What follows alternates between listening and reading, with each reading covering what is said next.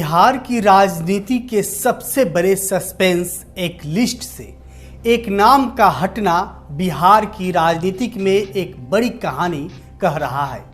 ये कहानी राजनीति की है, छवि की है और सही मौके पर सही चाल चलने की है।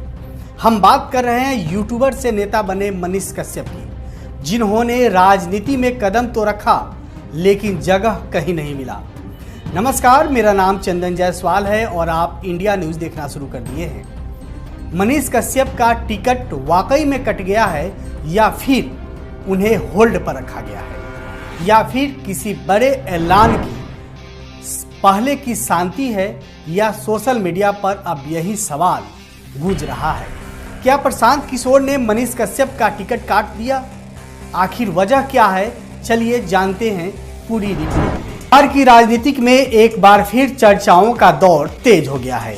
जनसुराज आंदोलन के नेता प्रशांत किशोर ने जब अपनी दूसरी उम्मीदवारों की सूची जारी की तो चनपटिया सीट से चर्चित चेहरा मनीष कश्यप का नाम उस लिस्ट में नहीं दिखा। सूत्रों की माने तो पार्टी ने सीट समीकरण और स्थानीय सर्वे के आधार पर कुछ नामों को अंतिम सूची से अलग रखा है।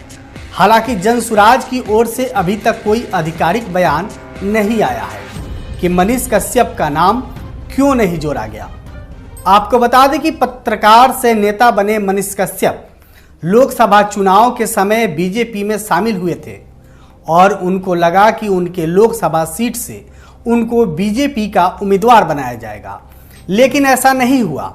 बीजेपी ने मनीष कश्यप को स्टार प्रचारक बनाकर रख दिया।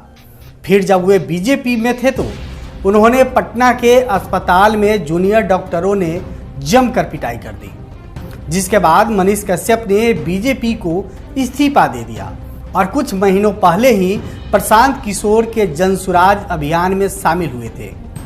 उनकी लोकप्रियता और जन समर्थन को देखते हुए उन्होंने चनपटिया सीट से संभावित उम्मीदवार माना जा रहा था, लेकिन अब दूसरी सूची से उनका नाम नदारद रहने पर राजनीतिक गलियारों में अटकलों का दौर शुरू हो गया है।